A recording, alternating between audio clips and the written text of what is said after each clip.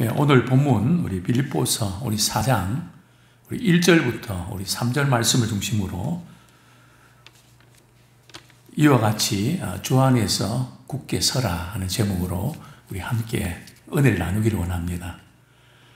제가 어제 저녁 기도에 설교를 마치고 이렇게 편집을 하려고 하니까 녹화가 안 됐더라고요.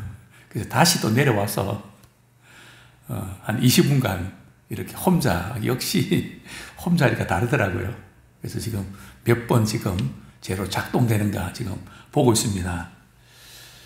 바울은 빌립보 교인들에게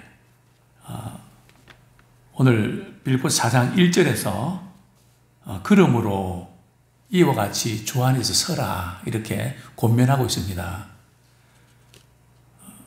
왜 바울이 그러므로 주 안에서 굳게 서라고 했을까요? 우리 신앙생활 하면서 약해질 때가 많이 있습니다. 또 흔들릴 때도 종종 있죠. 또 낙심될 때도 있고. 신앙생활은 성장하고 성숙하는 게 필요한데 어떻게 하면 우리가 굳게 서 있는 상태를 계속 유지할 수 있는가, 흔들리지 않는 상태로 계속 할 수 있는가가 관건이 아닌가 생각됩니다. 왜 우리는 주 안에서 굳게 설 수 있을까요? 지금 바울은 그 첫 번째 그 이유를 이렇게 말씀하고 있습니다. 우리 빌립보서 3장 21절 말씀. 우리 그리스도인들은 미래가 보장된 사람입니다. 현재 어렵고 힘든 또 아픔들도 때로는 있을 수 있지만은 우리는 이 미래가 보장된 사람. 어떤 미래일까요? 우리 21절 같이 읽겠습니다. 3장 21절 시작. 그는 만물을 자기에게 복종하게 하실 수 있는 자의 역사로 우리로 낮은 몸을 자기 영광의 몸의 형체와 같이 변하게 하시리라. 즉 우리는 미래가 어떻게 보장되어 있는가 하면 예수 그리스도께서 다시 오실 때, 즉 예수님이 재림하실 때에 우리는 부활하게 되고요. 그래서 우리의 낮은 몸이 영광스러운 몸으로 변화가 됩니다. 그래서 부활체로 주님과 함께 영광을 우리가 누리게 되는데요. 그래서 항상 우리는 이 인생의 큰 그림, 이 세상을 살아가는 동안에 참 크고 작은 많은 일들이 있지 않습니까? 좀처럼 바뀌지 않는 것들, 달라지지 않는 것들, 내가 왜 이거밖에 안 되냐 하는 또 과거의 어떤 아픔들, 그런 것들 우리가 있음에도 불구하고 항상 우리는 인생의 큰 그림, 주님이 우리에게 주신 구원의 놀라운 마스터 플랜을 우리는 기억해야 됩니다. 그래서 우리는 영광스러운 몸으로 우리가 주님 앞에 서게 되는, 항상 우리가 이 부분을 붙잡아야 됩니다. 그렇기 때문에 우리는 주 안에서 굳게 설 수 있습니다. 사실 오늘 새벽 한 3시쯤 됐나요? 갑자기 비가 말이죠. 저희들 이제 더우니까 창문을 열고 자는데 비가 억수같이 내리더라고요. 그래 이제 눈을 떴는데 교회가 걱정이 되는 겁니다. 물이 들어온 거 아니야? 한편으로 꾀가 생기니까 우리 장로님이 잘 해놓으셨으니까 물이 안 들어올 거야. 그래도 어떻게 알아? 그래서 3시에 말이죠. 올 주섬주섬 입고 바로 와서 코도 다 빼고 이렇게 보니까 물이 안 들어왔다고 그래서 한 2번 더 이렇게 제가 살펴보고 또 우리 한 5쯤 되니까 우리 관목사가 오시더라고요. 그래서 우리 관목사 계시니까 됐다. 본당에서 기도하고 계시더라고요. 그래서 이제 갔는데 참 한번 우리가 어떤 어려움을 겪으면 또다시 그렇지 않을까 하는 걱정이 생기고 또 소위 말해서 우리 징크스라는 게 있단 말이죠. 우리 역시 마찬가지입니다. 우리 개인이든 가정이든 교회든 우리가 믿음 안에서 굳게 선다는 것 쉽지 않습니다. 그래서 오늘 계속해서 불렀던 찬양 가운데 약속 믿고 굳게 서리. 우리 감정과 우리 상황을 바라보면 참 흔들릴 때가 많이 있습니다. 그러나 우리는 약속을 믿고 우리가 굳게 서게 될 줄로 믿습니다. 자, 두 번째로 지금 바울이 빌립보 교인들을 향해서 굳게 서라고 이야기를 하면서 굳게 서기 어려운 그런 부분들이 있는데요. 그게 바로 2절 말씀인데 같이 한번 읽겠습니다. 시작. 내가 유오디아를 권하고 순두개를 권하노니 주 안에서 같은 마음을 품으라. 바울이 빌립보 교인들에게 말이죠. 유오디아와 순두개를 말이죠. 각각 권합니다. 그냥 묶어서 말이죠. 이렇게 권하는 게 아니라 각각 권면하는데 왜 주 안에서 같은 마음을 품으라고 했을까요? 항상 우리가 말씀을 나누고 또 강조할 때는 이유가 있는 거거든요. 그 이유가 뭘까요? 같은 마음을 갖지 못하고 빌립보 교회 내에 서로 다투고 서로 그냥 끼리끼리 그러니까 서로 주도권을 가지고 서로 이제 분쟁하는 그런 두 여인이었거든요. 그런데 이 두 여인은 신앙생활 참 열심히 하는 사람이었습니다. 또 모든 걸 적극적으로 하는 사람이었고요. 그래서 사람들이 많이 따랐습니다. 그런데 뭐가 안 맞았는지 서로 그냥 이렇게 불편하고 걸립니다. 개인적으로 딱 이렇게 볼 때는 참 괜찮은 장점도 많았던 사람들입니다. 많았던 여인들인데요. 그러나 이 두 사람만 이렇게 서로 만나면 부딪힌단 말이죠. 바울은 이 소식을 듣고 빌립보 교회가 조금 분쟁이 있다. 사실 이 교회가 분쟁이 있으면 되게 힘들거든요. 목회자들도 힘들고 직분자들도 힘들고 성도들도 힘들고요. 그런데 이 빌립보 교회는 누가 세웠습니까? 자주장사 루디아가 자기 집에서 개척교회 하면서 세워진 교회 아닙니까? 그러니까 이 교회는 이렇게 여자들의 파워가 좀 뭔가 이런 좋은 열심들이 강했던 아마 그런 교회였거든요. 그래서 아마 그런 영향을 받아서 그런지 알 수는 없지만 어쨌든 유오디아와 순두개가 참 마음을 같이 하지 못하는 로 인해서 교회가 많이 어려움을 겪게 됐습니다. 그런데 왜 우리가 교회 생활하면서 마음을 같이 하지 못할까요? 바울은 빌립보서에서 여러 가지 그 요인들을 빌립보서 2장 2절부터 4절까지 말씀 보면 요인들을 제시하는데요. 몇 가지 우리 한번 찾아볼까요? 빌립보서 2장 2절부터 4절까지 우리 같이 한번 읽겠습니다. 시작. 마음을 같이하여 같은 사랑을 가지고 뜻을 합하며 한 마음을 품어 아무 일이든지 다툼이나 허용을 하지 말고 오직 겸손한 마음으로 각각 자기보다 남을 낮게 여기고 각각 자기 일을 돌볼 뿐더러 또한 각각 다른 사람들 일을 돌보아 나의 기쁨을 충만하게 하라. 여기 보면 빌립보 교인들이 하나 되지 못하는 이유는 결국은 사랑의 결핍이죠. 사랑할 만한 그런 힘이 부족한 거죠. 사랑도 받아본 사람이 사랑할 줄 알거든요.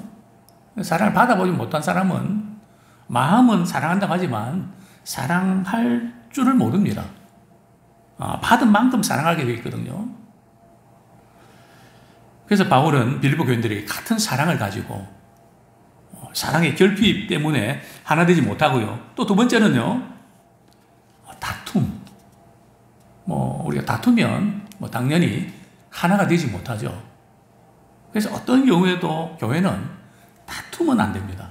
소그룹이든 목장이든 서로 생각 다르고 그런데 감정 때문에, 자존심 때문에, 고집 때문에 우리가 다투게 되면 교회는 많은 것을 잃게 되죠. 그 다음에는 허영, 또 교만, 또 내가 당신보다 낫다고 하는 거, 이런 기준, 이것 때문에 교회는 하나 되지 못하는 그런 요인들이 있는데요. 다시 본문으로 돌아옵니다.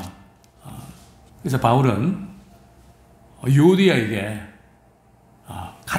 주 안에서 같은 마음을 품으라 이렇게 권면하고요. 또 순두교에 대해서도 주 안에서 같은 마음을 품으라고 이렇게 각각 권면하는 것을 우리가 보게 됩니다. 그렇습니다.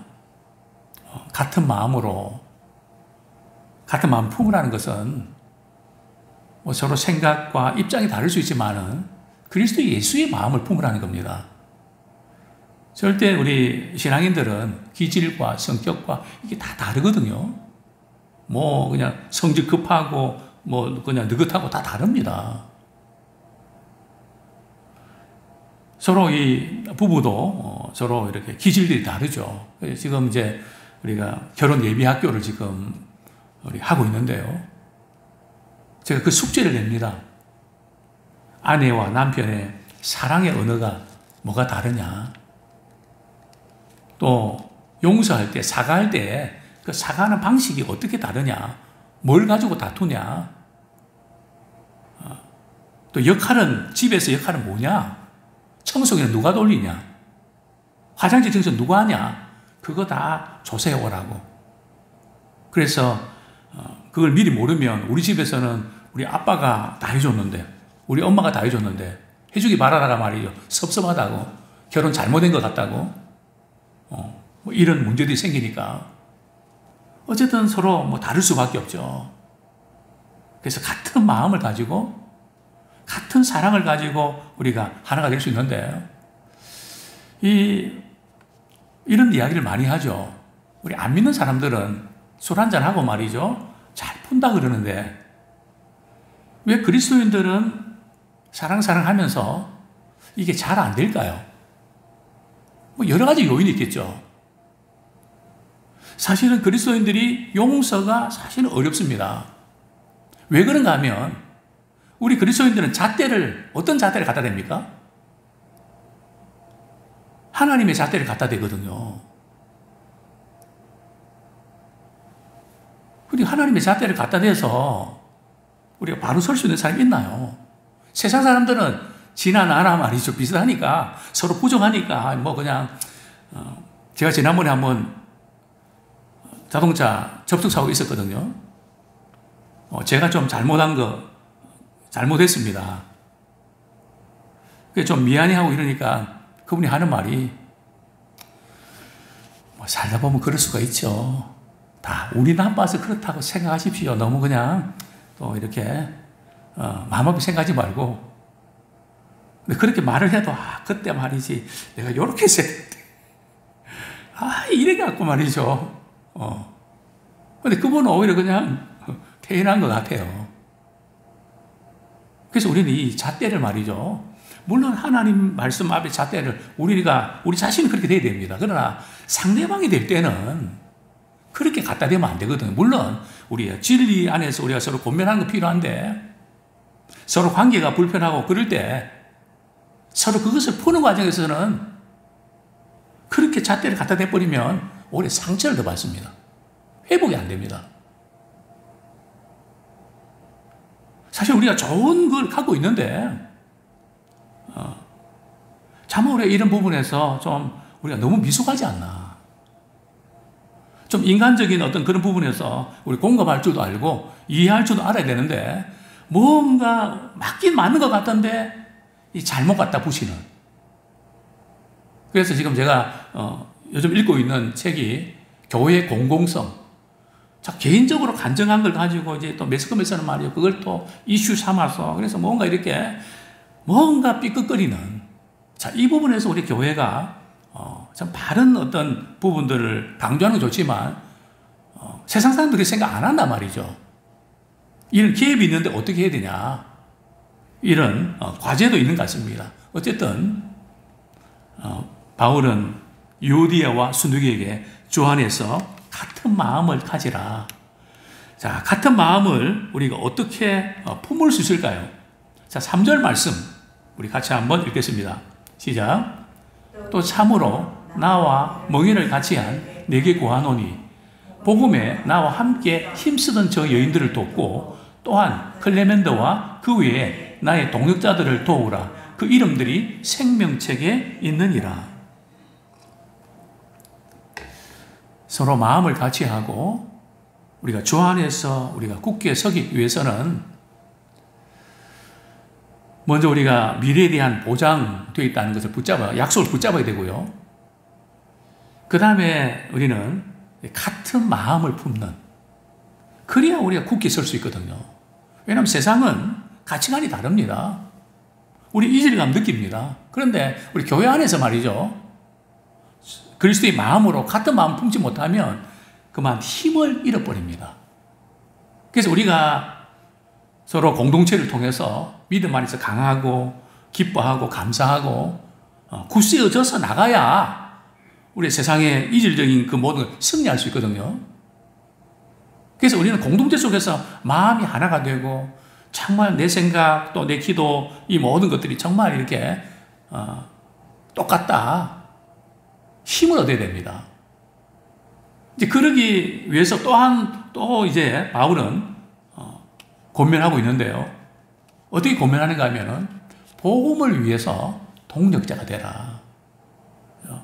뭐 내 편이나 또 내 말자도 내를 잘 이해주고 하는 그런 인간적인 차원의 뿐만 아니라 바울은 계속해서 복음에 나와 함께 힘쓰던 저 여인들을 돕고, 자, 복음에 함께하던 그 저 여인들 누굴까요? 성경에 지금 나와 있지는 않는데 저는 문맥을 보면 바로 유오디아와 순두개입니다. 유오디아와 순두개가 바울이 복음 전하는 일에서 굉장히 힘썼던 그런 여인들이었습니다. 그러니까 바울은 지금 두 사람이 이렇게 좀 서로 다투고 왜 그러는지 실망이 되고 정말 이렇게 마음에 안 들기도 하고,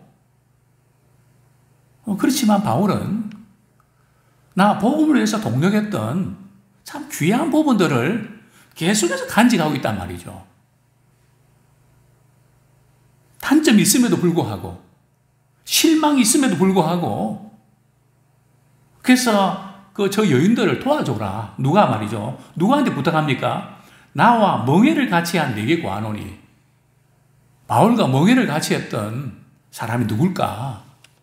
뭐 어떤 사람은 여인이라고도 하고 어떤 사람은 에바브로 뒤돌아가고 하는데 어쨌든 누군지 알 수 없지만 참 바울과 더불어서 참 소가 멍에를 같이 할 때 참 힘들지만 동고동락했던 그런 사람, 그 사람에게 저 여인들이 나와 복음을 위해서 수고했는데 도와줘라. 그 인간은 정말 안 된다고 조심해라. 만나지 마라. 경계해라. 뭐 이런 게 아니라 그런 약점이 있음에도 불구하고 도와줘라. 자, 바울은 지금 이런 유오디아와 순두교회가 교회에 안 좋은 영향을 끼친 것을 보고 말이죠, 빌립보 교회를 향해서 어떻게 대하는지 아십니까?